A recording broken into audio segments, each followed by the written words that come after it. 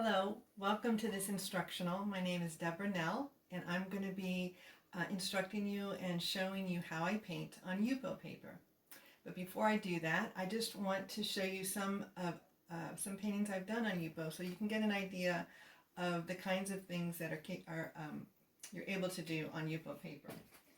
So I've been painting on Yupo since 2007, and these are some of the paintings that I've done. These are this one you can see is a little bit abstract, but there's a figure here. And what I love about Yupo are the layers that you can get and the transparency that you can get with this paper.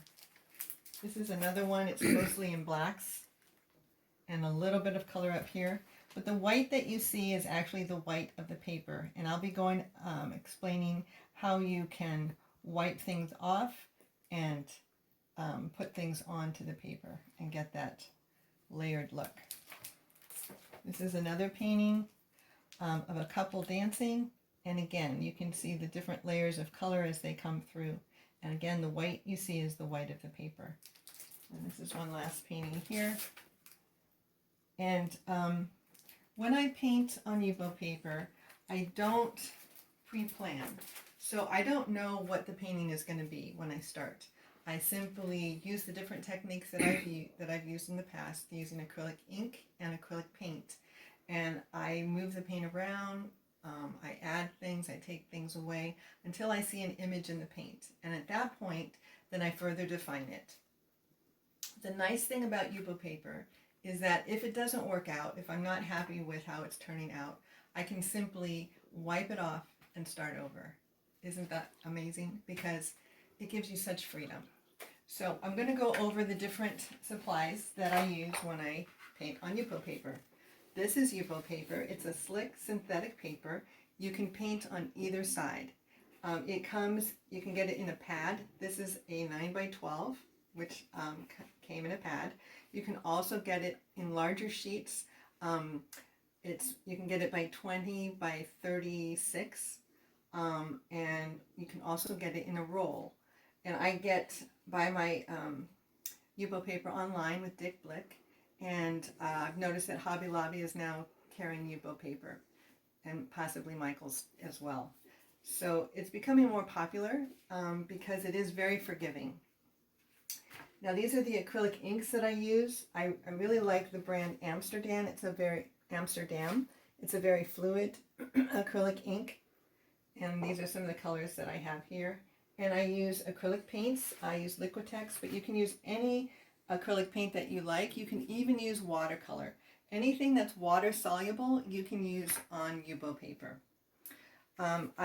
These are some watercolor pencils for further definement, and I also use at times crayon dash, water soluble crayons. I use a straight edge in the form of a business card. I'll use a palette knife, Q-tips, and rubbing alcohol, Kleenex, and I use also this roller, which is just a spongy roller. I'll use that, and of course water and paint brushes, and sometimes I'll use a straw to blow the ink around. And this is what's called an atomizer. So I can spray on the ink, and I'll show you how that's utilized. And when you do spray on the ink, you can put it over a patterned piece of cloth. This is some lace, and when you spray over it, then you lift this up, and then your pattern remains. And then of course just some paper towels. So I'm going to get started. And again, this is the Yupo paper, and I'm going to show you by wetting the part of the paper. I'm just going to put some water on there. So this is a demonstration, and hopefully the final image will be something that looks okay. But the main thing I want to show you are the different techniques that you can use. So I've put I've wet this side, and so I'm just adding some paint on this side. And you can see that it looks a little bit like watercolor. When I add the paint on this side and I don't have water, it doesn't really move around as much as this side. So you can see the difference and the different effect that you can get that way. So first of all, I'm just going to be adding some color to the paper. There's really no rhyme or reason to what I'm doing. The main thing that you want to be sure when you're putting your paint on is that you can have the paint overlap a little bit, but you just want to make sure that you don't make mud. So because the paint will move a little bit, you have to be a little bit careful of that. So I'm putting some acrylic paint. Now, I'm going to add some acrylic ink. I'm going to use some turquoise.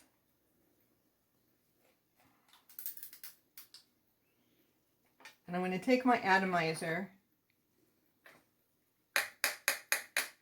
and I put the bottom part in like this so it's perpendicular. And I'm going to get very low and I'm going to blow hard.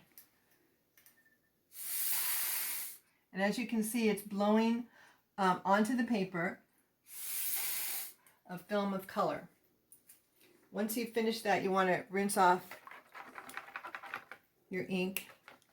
And then if you want to put another color on top, you can. What I'm going to do just to show you, I'm going to put this lace on top so you can see how you can get patterns of color. I'm going to use the red.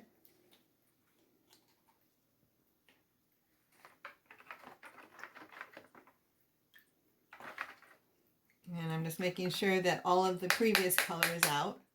And again, perpendicular. Take a deep breath and blow hard.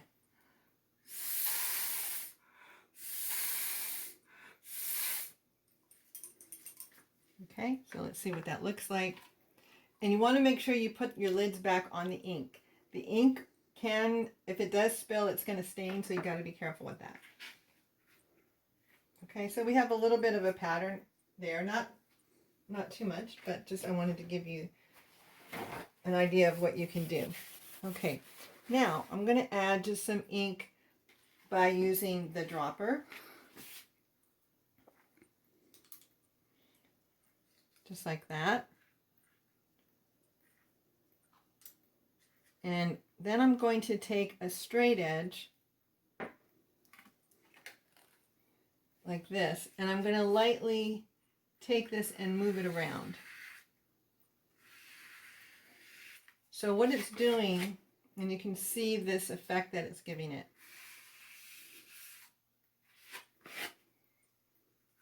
So the paint underneath is still there, but you have another layer on top.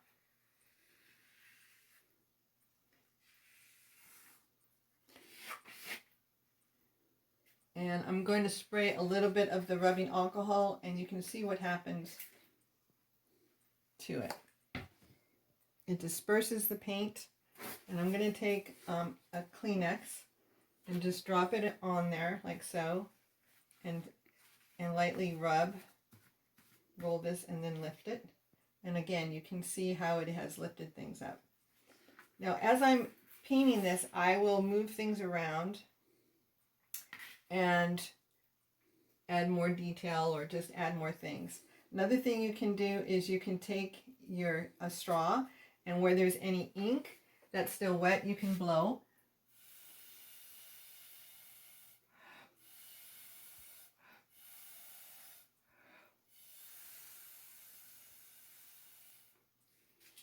And you can get that effect.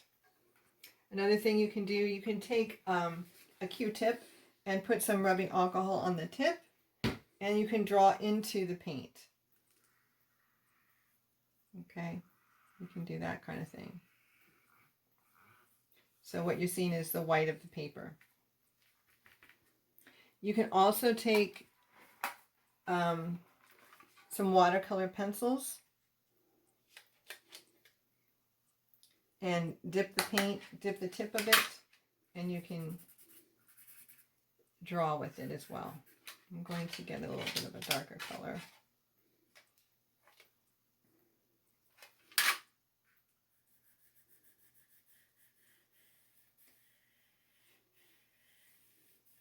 So you can see how it can give you some more detail that way. And you can also do that with your crayon dash.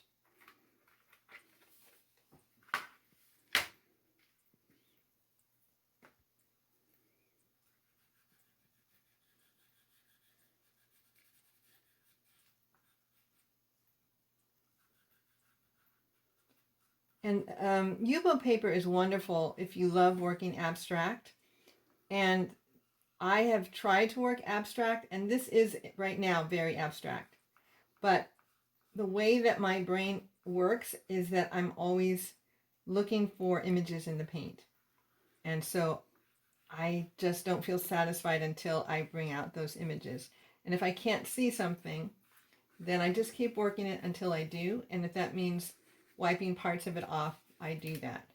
And let me show you how to do that. If you wanted to, let's say I liked a part of this, but I didn't like another part. So I can just simply spray a little bit of rubbing alcohol, take a paper towel, and just wipe. And even if it were dry, it would still come off if you rub it hard enough. Okay, so now what I'm going to do, I'm going to take this palette knife and just add a little bit of paint there. And spread some paint around this way.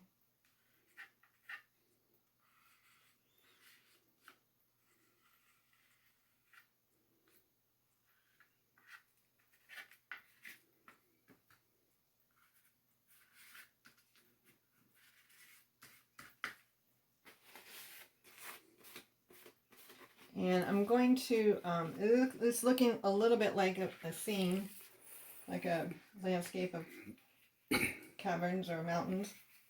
I'm going to add some yellow up here by spraying with the atomizer. And again, you want to make sure that the previous ink is out of the atomizer so you get a pure color that comes through.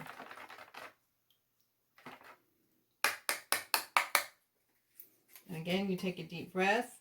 You want to keep the atomizer perpendicular to the ink bottle.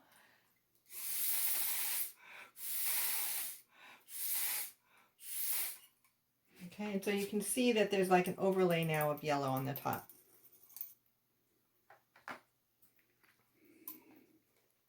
Now I'm going to again take some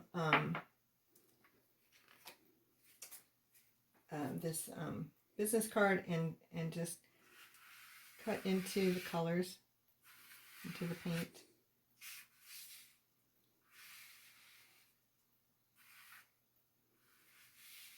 And so again, you can see that the white of the paper is coming through.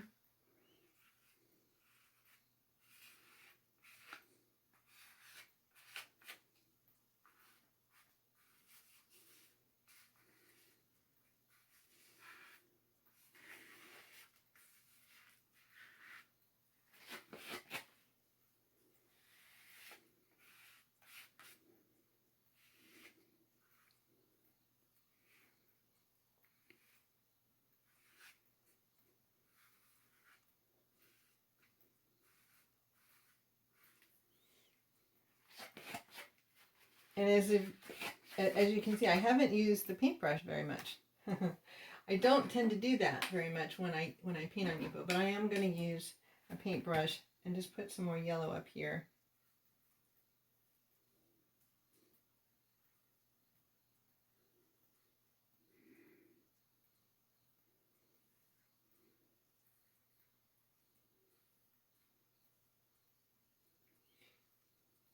Now you can use, like I said, the white of the paper. For white, you can also add white. So if there's some areas that you want to bring out with white, you can do that to give it a highlight or so forth.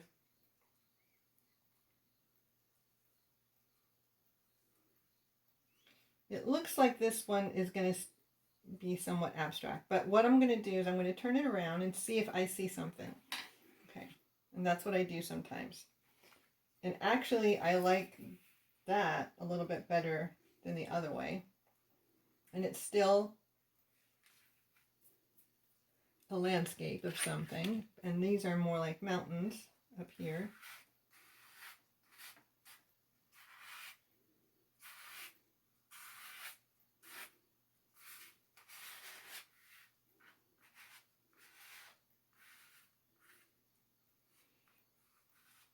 Working on Yupo paper is great if you want to just get out of the box, just let loose, especially if you're an artist that really likes to work very tightly. And there's nothing wrong with working tightly, but sometimes you just want to just have fun and just see what happens. Okay.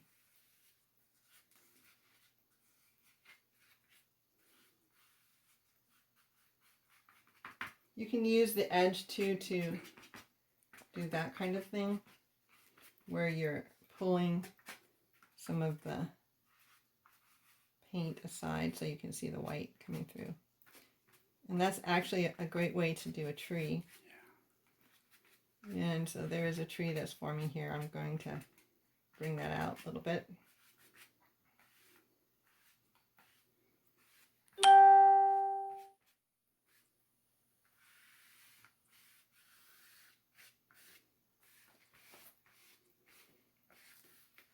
Okay, so you can kind of see the tree here.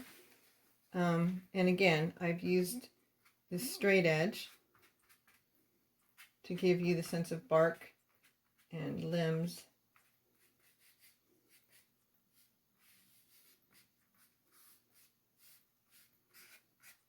And the paint is still somewhat wet. It's not totally dry yet, and that's why I'm able to move things around. Once it dries, you can go over it if you'd like to, and you can even wipe it off if you scrub hard enough with the rubbing alcohol. So now I'm going to take some brown and just give the tree a little bit more detail. Actually, I didn't put brown on my palette, so I will just make some brown.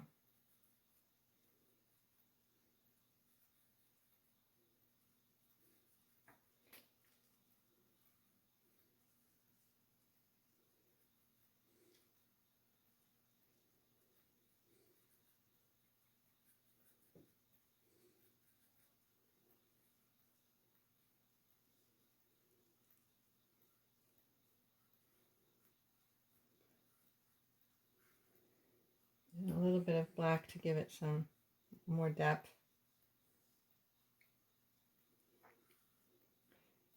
And for me, working on Yupo paper just gives me so much freedom that I don't really think that much about making a mistake, because if I don't like things, I just wipe it off. I just start over. And there are times when I have seen an image come through and it just doesn't work out, and then I keep looking for another one, and I have maybe gone through several images, 2, 3, 4, sometimes 4 images for the one painting, and it's okay. You don't need to worry about feeling frustrated that you had to lose that one image, because I have found that it doesn't really matter how many times I've had to change the image, that the end image, the final image, is always better than what I had seen when I was painting it to begin with. So I'm never disappointed if I have to get rid of an image. And sometimes that image will come back, but better. So now I like this white here that's kind of almost like over the ridge of that mountain, or some light coming through. So what I'm going to do is I'm going to take some Kleenex and put some rubbing alcohol on that, and you can make it come through even more.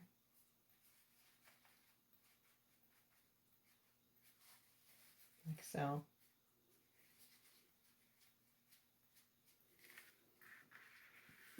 So the other thing sometimes you can do, and I've done, is you take your Kleenex and your nail is there, and you can kind of just use that to draw with, get some fine lines that way.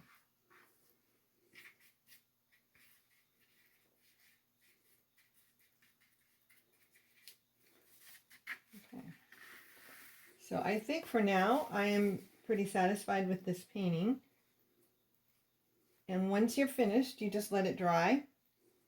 And if you like, you can go back and even put more detail in it if you want to. But that's up to you. And again, you can keep it abstract if you love working abstractly. Yupo paper is a wonderful way to paint abstractly because you can get such amazing textures and layers of color. And again, if you don't like it, you can wipe off the whole thing or part of it and start over. It's kind of like life, you know, when you make a mistake, you can start over. So there you go. Thanks for listening. And again, I hope you will try Yupo paper if you haven't already. And again, you don't need to use acrylic. You can use watercolor if you like. I like using acrylic because it is more vibrant, and especially the acrylic ink. It's extremely vibrant.